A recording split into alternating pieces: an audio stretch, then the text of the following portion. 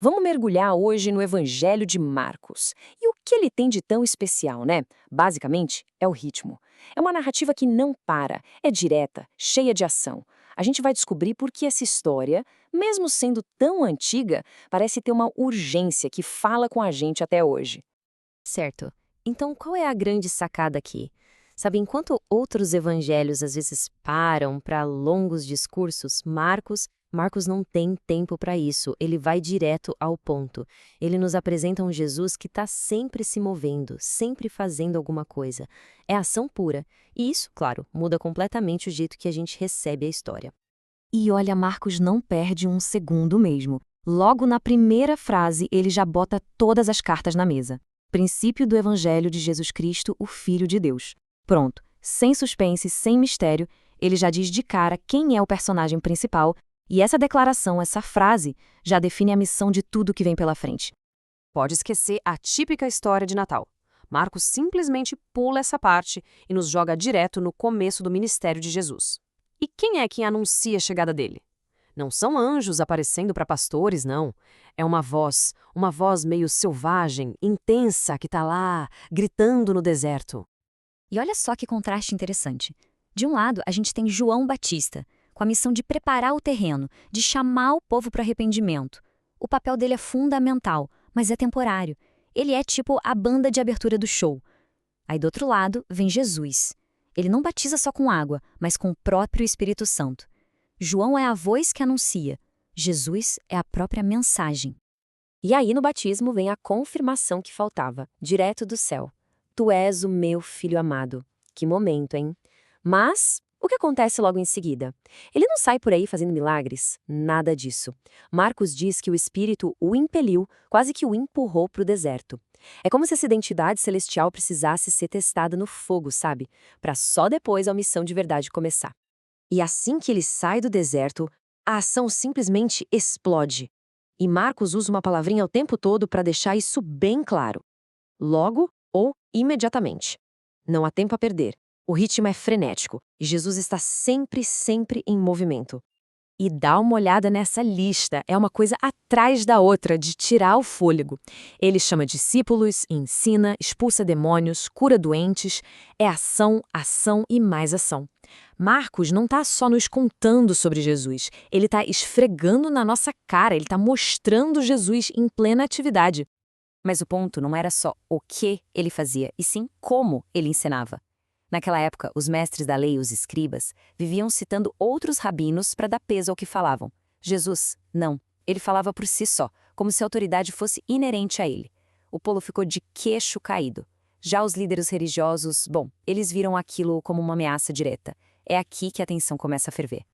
E claro que essa autoridade toda não ia passar batida. Jesus começa a quebrar regras. E não são regrinhas quaisquer, não. São as grandes, aquelas que definiam a sociedade e a religião daquele tempo. O choque, a colisão, era só questão de tempo. O primeiro grande confronto vem de onde menos se espera. Trazem um paralítico para Jesus e a primeira coisa que ele fala é: Filho, os seus pecados estão perdoados. Imagina a cena, o choque. Na cabeça dos líderes religiosos, aquilo era blasfêmia pura. Só Deus podia perdoar pecados. Quem esse cara pensa que é? Mas Jesus sabia exatamente o que eles estavam cochichando. Então, ele os desafia na cara dura. Ele conecta o poder que eles podiam ver, a cura física do homem, com a autoridade que eles não podiam ver, mas que os ofendeu tanto, a de perdoar pecados. A partir dali, não era mais um debate silencioso. O jogo tinha virado. E o conflito não para por aí, não. Jesus chama um cobrador de impostos, Levi, para ser um dos seus. E olha, cobradores de impostos eram vistos como traidores, a escória da sociedade. E como se não bastasse, Jesus ainda vai jantar na casa dele, junto com todos os outros pecadores. Para a elite religiosa, aquilo foi um escândalo de proporções gigantescas. A resposta de Jesus, então, vira o mundo deles de cabeça para baixo. Ele basicamente diz: olha, eu não vim para quem se acha perfeito. Eu vim para quem admite que precisa de ajuda. Isso foi uma crítica direta, na veia, à arrogância daquela elite. Ele estava ali redefinindo a missão de Deus. O ponto alto desses primeiros confrontos acontece em torno do sábado. A elite religiosa tinha transformado o dia de descanso num labirinto de regras e proibições. E aí Jesus solta essa bomba. O sábado foi feito para o ser humano e não o ser humano para o sábado. Ele estava dizendo que as leis de Deus existem para libertar, não para aprisionar. Claro que esses desafios todos não iam ficar sem resposta. A oposição, que antes era só um burburinho, agora explode numa conspiração aberta. A pergunta deixou de ser quem é esse cara e passou a ser como a gente se livra dele. E a coisa escala muito rápido. Não é mais só um debate de ideias. Depois de uma cura no sábado, os fariseus e os herodianos, que eram inimigos políticos, mas que se unem contra Jesus, começam a tramar a morte dele. Até a família dele acha que ele ficou louco. E para fechar com chave de ouro, os chefões religiosos de Jerusalém chegam com a acusação mais pesada de todas. A acusação é de cair o queixo. Eles afirmam que o poder de Jesus não vem de Deus, mas do diabo. Em outras palavras, eles estão dizendo que todo o bem que eles estão vendo é, na verdade, o mal disfarçado. Essa é a acusação mais grave que se podia fazer, e ela provoca o aviso mais sério de Jesus. Jesus alerta sobre a blasfêmia contra o Espírito Santo.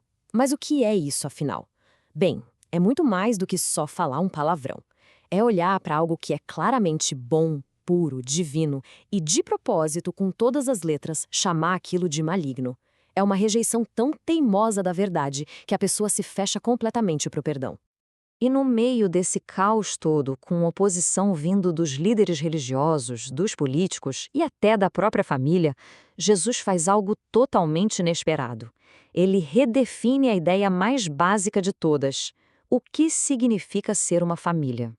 Imagina a cena. A família biológica dele chega, provavelmente preocupada, querendo levar ele para casa. Alguém avisa, sua mãe e seus irmãos estão lá fora te procurando. Só que, em vez de sair, Jesus olha para a multidão que está sentada ao redor dele e faz uma pergunta que muda tudo.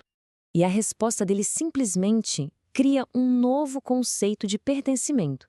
Ele basicamente diz que a verdadeira família não é definida pelo sangue, mas por um compromisso em comum de fazer a vontade de Deus. É uma ideia radical, que cria uma comunidade totalmente nova, baseada na fé, e não na linhagem. No fim das contas, essa narrativa acelerada de Marcos nos deixa sem fôlego e com a pergunta que incomoda. Se a verdadeira família é definida por um propósito em comum e não pelo sangue, então, a quem nós pertencemos de verdade? O que é que nos une? Marcos não dá tempo para a gente respirar. Ele só joga a ação na nossa frente e nos deixa com essa pergunta no ar.